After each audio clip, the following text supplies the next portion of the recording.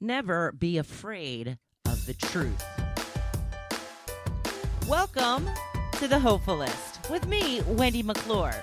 This is where we turn those nasty, negative thoughts into positive and work toward a happy, fulfilled life. Now, let's get started. Hello and welcome, and thank you so much for joining me today on The Hopeful List, starting out with the quote of the day. Of course, from my handy, "You are a badass" daily calendar. You can have your excuses, or you can have success. You can't have both. Whichever outcome you train your mind on dictates, that is, the reality you see before you. So you have to focus on your success. You have to get out of the excuse business, get off the excuse caboose, and focus on your success. Make things non-negotiable. I mean, that's easy for me to say because I have made exercise a non-negotiable, and I have not been very good at exercising. And I have to tell you that I believe it's because the current workout that I'm on is so brutally hard for me. I hate it more than anything. So this is how I'm going to solve that problem. I'm throwing that workout away. Throwing it away. I don't want to do it. I hate it. I am obviously not going to do it. So I'm going to pick another workout. And that is the one that I will do. You have to know yourself. And if you keep making excuse after excuse after excuse, it's because either you don't want it bad enough or it's too much for you. So know yourself, your limitations, and what you actually can do to progress toward your goals. Wanted to give you an update on my vow to never diet again. Well, I have stuck with it. I have put on weight as expected. I'm not going to, I have put on some weight.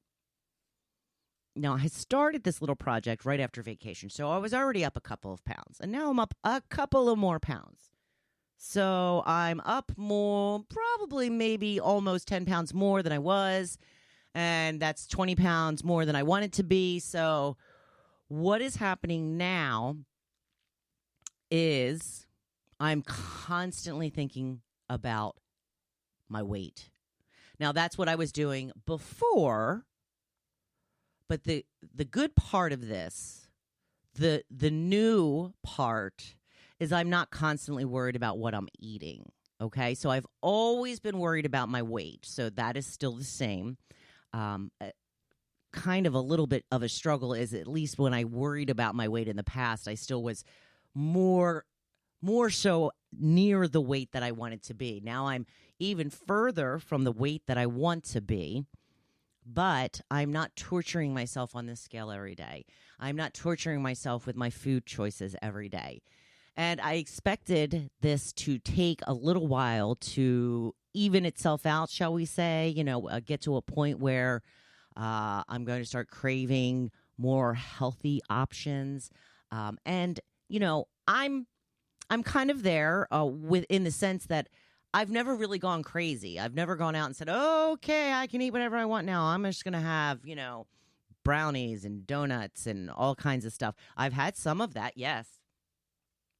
But I've always been kind of balanced so far through this process. So as much as I'm not liking the feeling of my tummy right now, I don't like the way it feels. Feels like I have like a tire wrapped around my stomach. And it is. It's a tire of fat. But I am going to stick with this for now. It is a struggle. My self-worth and my confidence is taking a little bit of a hit. But I'm hoping that it's going to be all worth it in the long run. So for right now, I am still vowing to never diet again. And I hope that I continue with that. I can't say with 100% confidence that I'm never going to go back on another diet because I am very vain about how I look. And the reason that is because I've always tied my self-worth to how I look. Yeah. I am more than my weight. That is the mantra I am trying to convince myself of. And, there are times that I'm pretty successful at it. I was having this discussion with a group of girlfriends at a gathering that we had last week. And I had said to them, I was telling them how I'm swearing off dieting and I've put on some weight and I don't feel good.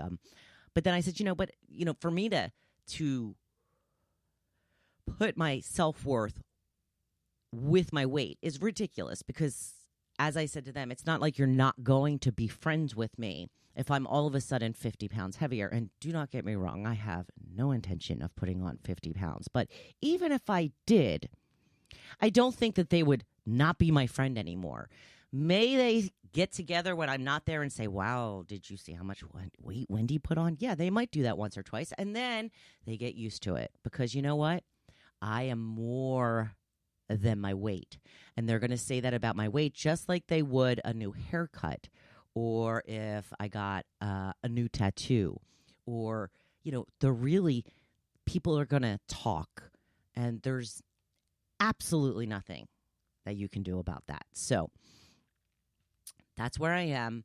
I am struggling a bit, but I am keeping in with it. I'm going to go with it for now and hope that things start turning around. So I'm making some changes here at the Hopefulist, and I hope that you guys are on board. We've always talked about daily inspiration and positivity and turning from a pessimist into a hopefulist and to making each day the best that it can be, living your best life, all of that kind of stuff. And I've really gotten a lot more into politics in the last 6 months or so. And I have started delving more into women's rights.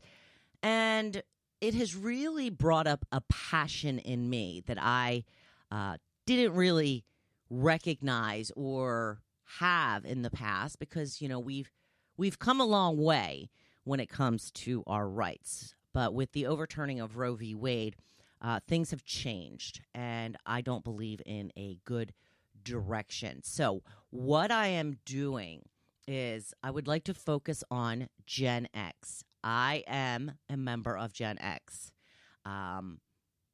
Gen X is identified as the year 1965 through 1980. If those were the years you were born, you are considered Generation X. I am an early Gen Xer, not super early. I was born in 1970, so I'm 52 now.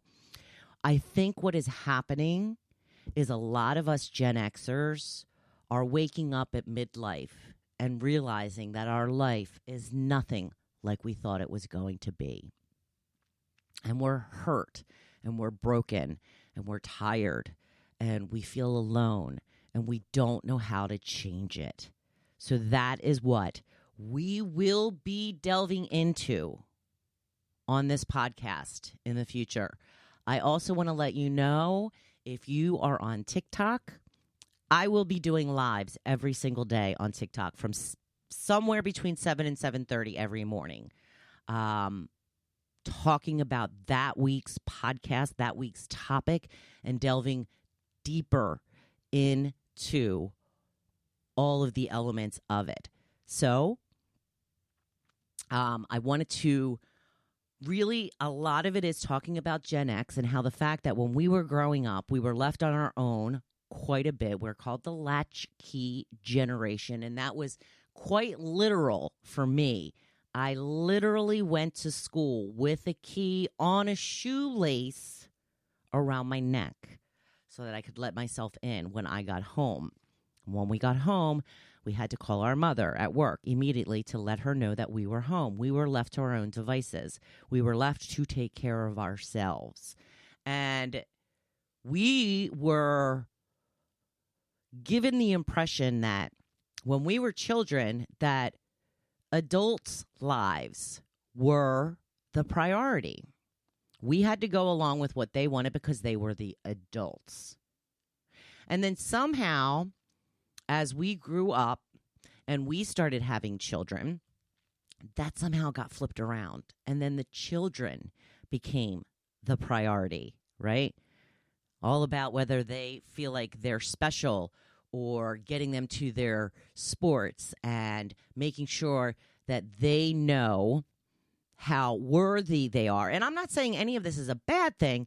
I think it's a great thing for the children. However, what I do feel is that Gen X has still not had their time. We have still just never had a time where it was all about us. And that's sad. We have been gypped. So I want to delve into that and to explore how we can now get what we want, what we need, and be the priority in our life and other people's lives. So that's one part of what I want to focus on in the future. The other part is the patriarchy. And, you know, I always knew that we were in a society built on the patriarchy, and women have had to fight very hard to get the rights that we currently have, and that we have come a long way. But with the overturning of Roe, we're starting to slide back. There's all this backlash toward women about, you know, they're not dating, they're not having sex, they're not doing this, they're not doing that. It seems like no matter what we do, how we go about it, we are still always wrong. There are a lot of systems in place that still hold women down. Women still predominantly make a lot less money than men. Women still predominantly take care of the children and the household in addition to working their job. So I wanted to get into that as well. So there's a lot going on, and I'm really, really excited about this. I hope you guys are too. Feel free to shoot me a note, whether it's on any of the social media platforms. I am on Facebook. I am on Instagram. I am on TikTok. You can always email me by going right to the website, hopefulist.com. And, you know, I want to hear from you. What is it that you feel has really held you back in your life? How are you feeling now? Do you feel empty, lonely, broken, depressed? What are some of the feelings that you have what are the reasons that you think that you feel this way? What is it that you feel in your life has held you down and or held you back? And I want to delve into all of this. I've been working on this for quite a while, and it's just a matter of getting everything organized, which organization is my least skill. I have terrible organization skills. I used to be really good at organizing. I don't know what happened to me. I just don't know what happened to me. I'm terrible at it now, but this is what I would like to do going forward. So please, I would love to hear your feedback. Let me know what you think. So with that said, I'm moving right on to topic number 1. We're talking about the truth today. We're talking about your truth, honoring your truth, and telling the truth, okay? So, along with truth comes intuition. When you are in certain situations, we are taught as women to be polite, to not go off, so to speak, not to speak out when something makes us feel uncomfortable or there's something that we don't like, because we are supposed to be polite. And I want to tell you about a situation that happened to me when I was playing pickleball. I was playing against two big guys, and I had already had a couple of incidents this day when I was playing when I got hit with the ball. Now, granted, this is like a wiffle ball. It's not a big deal, but I had gotten hit with it twice already, and some people really wing this ball. And I was playing against this one guy, and I had tried to let him know that it was making me a bit uncomfortable by the way he was slamming the ball at me. And he didn't hit me. One time it did go right in between my legs, and it slammed so hard. And this is a guy who's like 6'4", like maybe like 300 pounds. And I had to tell you, it was nerve-wracking. I felt the word that came up in that moment was unsafe. I felt unsafe. And normally, and I did. I thought about it for quite some time. Should I say something? Should I just remove myself from the situation? Like, it took so much for me to finally say, look, guys, I don't like the way the ball's being slammed around. I don't feel safe. I'm going to leave. And I did. I called somebody else that was waiting to play. I said, take my spot. I gathered my stuff. I left, and I said, have fun, guys. I didn't act mad. I wasn't throwing a fit or becoming hysterical. But I did let them know the reason that I was leaving. And it was because they were making me feel unsafe. And I was so super proud of myself for standing up for myself and speaking my truth that, you know what I did? I then went to every single person I know for validation that I was right to do what I did, which is disappointing. I kept telling other pickleball players what had happened and seeing if they thought that I had, and I even said myself, thrown a fit. I had even said that to the woman who runs the pickleball facility where we go. I said, yeah, I had an incident. I haven't seen him since I threw my little fit. I'm even describing myself as throwing a fit. No, I was totally in the right to speak up and to stick up for myself. And the fact that I would belittle myself by saying I had a fit is wrong, because that depreciates what I did. And I'm proud of what I did, but I'm also uncomfortable because it's not what we're taught to do, right? Excuse me, I'm getting over a little bit of a cold. So what I ended up doing after checking in with everybody else is I finally just decided that I did what I felt was right for me in the moment, and I didn't make a fuss over it. I didn't pitch a fit. As I mentioned, I didn't become hysterical, as they like to call women who are upset. I just merely said, look, guys are playing a little rough for me today. I don't feel safe. Just going to go. Totally allowed to do that. Totally within reason for me to say something like that and remove myself from the situation. So tap into your intuition and know when you are uncomfortable, because you do not need to make yourself uncomfortable in order to make others comfortable. I'm going to say that again. You do not need to make yourself uncomfortable to make others comfortable. And this is one of the points that I'm going to make for today. If I didn't speak out about how uncomfortable and unsafe I felt in that moment, I was only doing it so that I did not upset the people that I was playing with.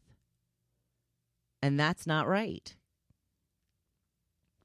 I'm allowed to say what I feel, and I will from now on. And that's what I want you to do as well. I want you to listen for your intuition. And if you're in a situation where normally you would think, well, I need to be polite, you don't have to be polite. You have to do what is best for you. I'm not saying to go out and be rude to people, obviously. But I'm saying that if you're talking to somebody at a party that you don't know and you get a weird, creepy feeling, excuse yourself from the conversation and get away from that person. Go talk to somebody else. If you're walking down the street and you see somebody coming towards you and you get a bad feeling, cross the street. It's not your job to worry about how you crossing the street affects that other person. Your job is to make yourself feel safe and to do what is best for you. I have another situation recently, and this has been something I have been mulling over for the longest time. We are so afraid to speak the truth sometimes because it will call someone else out. For example, sometimes people say things, whether they're offhand or intentional or whatever, and you want to point that out at another time, and then that person gets upset. Like, I can't believe you're throwing that in my face. Okay, you are the one that said it, right? You are the one that said it. Why is my repeating what you said wrong? And that's why I titled this one, Never Be Afraid of the Truth. You can speak the truth. You can put the truth back in the face of someone else. You know, I've had a situation recently where somebody told me they were going to do one thing, and then they went ahead and did the exact opposite. And when the time came to potentially call this person out for that, my first instinct is to not do it, to not upset the apple cart, to not just merely say, hey, well, you said you were going to do this, and that's exactly the opposite of what you did. That is the truth. That is exactly what happened. So why would I feel like I couldn't say that? Because we're not supposed to say things that upset other people. That's what's been drilled into our brains our entire lives. But if you have truth on your side, if you are doing something that is, or saying something that is truthful, I don't know how anybody can get mad at you over that. Think about that. You are allowed to speak the truth, even if it upsets somebody else. This is about taking care of ourselves first and foremost. I'm not talking about your kids. I'm not talking about your spouse. I'm not talking about your friends. I'm talking about you. You getting through this life. You feeling like you have a voice and you can use that voice. That you and how you feel matters. I'm not saying be a jerk. I think you get what I'm saying. But there are a couple of things that I want you to watch for. Number one, listen to what your intuition is telling you. Learn how to tap into that intuition and do what it tells you to, because it is almost never wrong. If you don't feel safe in a situation, get out of it. If somebody's giving you a bunch of crap and it's completely the opposite of what they said last week, it's okay for you to say that and bring that up. Wait a minute, I'm confused. Didn't you just say this last week? Why are you saying something different now? That's called the truth, and that's okay. As I mentioned already, number two, do not make yourself uncomfortable in order to make others comfortable. Stop being so darn polite. If you feel you are in a situation that you do not want to be in, you are not obligated to be polite so that those people can be comfortable while you remain uncomfortable. No. Men would not be expected to do that. Men would not be expected to stay in a situation that they were uncomfortable in order to make those around him comfortable. They wouldn't even fathom it. It's just something that they inherently know because of the way that they are raised. So if you are in a situation that you want to get out of, do it in the most polite way possible, but indeed get out of it. You're entitled. You're allowed. And number three, you need to speak up for yourself. You need to say what you think and feel, even when you think it will upset people, as long as it's backed by truth, you're allowed. Speak your truth. Be honest. And stand for yourself. You are the one who is always going to be with you for your entire life. And you need to be the one to do this for yourself.